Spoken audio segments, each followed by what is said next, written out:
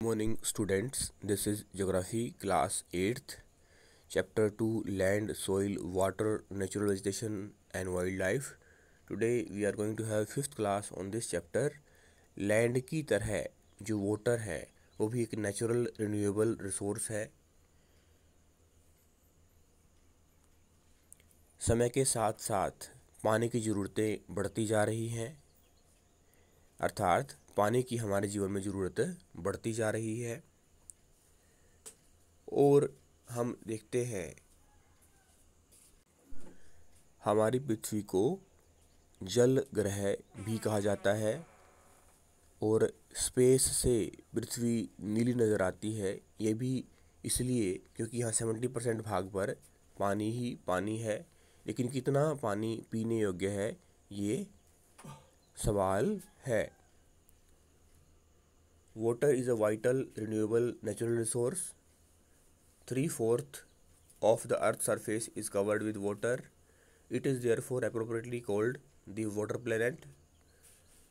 It was in the primitive oceans that life began almost 3.5 billion years back. प्राचीन समुद्रों में ही जीवन शुरू हुआ ऐसा माना जाता है। आज से 3.5 बिलियन यानी खरब वर्ष पहले। Even today, the oceans cover 2/3 of the Earth's surface and support a rich variety of plant and animal life. आज भी पृथ्वी का 70% जो भाग है वो पानी से घिरा हुआ है और वो पेड़ पौधों के जीवन को, जंगली जानवरों के जीवन को सहायता प्रदान करता है, उनको जीवन प्रदान करता है। The ocean water is however saline and is not fit for human consumption. हालांकि जो समुद्री जल है, जो महासागरीय पानी है, वो खारा है और वो मानवीय उपयोग के लिए उपयुक्त नहीं है। Fresh water accounts for only 2.7%. Nearly 70% of this occurs as ice sheets, glaciers in Antarctica, Greenland and mountain ranges. जो 2.7% पानी पीने योग्य है, उसका अगर हम देखें 70% पानी हिमनदों यानी ग्लेशियरों में, यानी अंटार्कटिका, ग्रीनलैंड में बर्फ़ के रूप में, या जो पर्वतीय क्षेत्र है वहाँ उपलब्ध है। Due to their location they are inaccessible. लेकिन जो रास्ता है वो दुर्गम होने की वजह से वो पानी हमारी पहुंच से बाहर है। Only 1% of the fresh water is available and fit for human use. इस प्रकार केवल 1% पानी ही पीने योग्य है, हमारे लिए उपलब्ध है। It is found as ground water, as surface water in rivers, lakes and as water vapour in the atmosphere. जो 1% पानी हमारे लिए पीने के योग्य है वो झीलों में, नदियों में, भूमिगत जल के रूप में, वायुमंडल में जलवाष्प के रूप में उपलब्ध है। आगे बढ़ने से पहले हम एक बात और जान लें कि जो पानी है उसकी मात्रा न तो घटती है न बढ़ती है। Fresh water is therefore the most precious substance on earth. इसलिए पीने का पानी, ताज़ा पानी, मानवीय प्रयोग के योग्य पानी एक बहुमूल्य पदार्थ है पृथ्वी का। Water can nether be added NOR subtracted from the earth. It's total volume remains constant.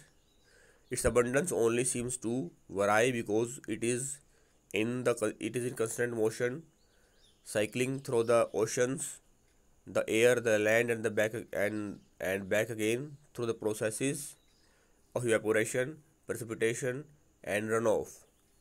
हमें जो पानी है वो घटता या बढ़ता इसलिए नज़र आता है क्योंकि पानी हमेशा गतिमान रहता है।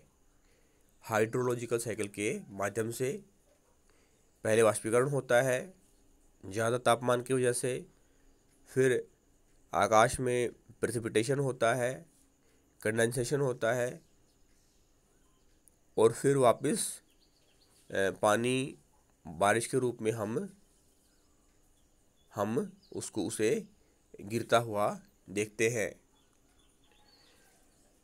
This is you already know is refer to as water cycle.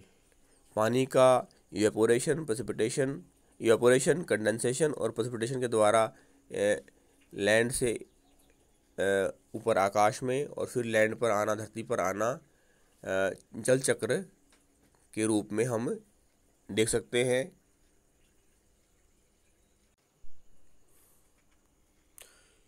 Humans use huge amounts of water not only for drinking and washing but also in the process of production। जो व्यक्ति है पृथ्वी पर पानी का उपयोग न केवल पीने के लिए या कपड़े धोने के लिए प्रयोग करता है बल्कि उत्पादन के लिए इसका बहुत बड़ा प्रयोग होता है। उदाहरण के लिए कृषि के लिए, उद्योगों में बिजली पैदा करने के लिए, बांधों में पानी इकट्ठा किया जाता है और बढ़ती हुई जनसंख्या की ज़रूरतों को पूरा करने के लिए पानी खेतों में उत्पादन को बढ़ाने के लिए प्रयोग किया जाता है। नकदी फसलों के लिए, कॉटन के लिए, राइस के लिए, और शहरीकरण, बढ़ता हुआ शहरीकरण भी, और लोगों का जो लाइफ स्टैंडर्ड है, जो लिविंग स्टैंडर्ड है, वो इम्प्रूव हो रहा है और इसलिए पानी की ज़रूरत बढ़ रही है और धीरे धीरे पानी की कमी भी हमें नज़र आ रही है। Water for agriculture industries generating electricity through reservoirs of dams are the other usages।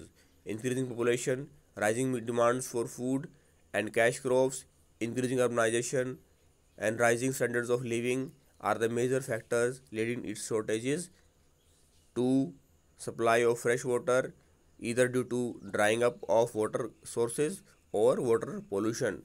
इस तरह से बढ़ती हुई पानी की ज़रूरतों से पानी का दोहन हो रहा है और जो वाटर शॉर्टेज है, जो वाटर स्कैर्सिटी है, उसकी कमी नज़र हमें आती है। वाटर स्कैर्सिटी का अर्थ ये नहीं है कि हमारे पास पानी नहीं है, इसका अर्थ ये है कि हमारी मांग के अनुसार पानी उपलब्ध उस अनुपात में नहीं है। अगली क्लास में हम जानेंगे किस तरह से पानी की उपलब्धता से संबंधित समस्याएं हम कौन कौन सी फेस कर रहे हैं। थैंक्स।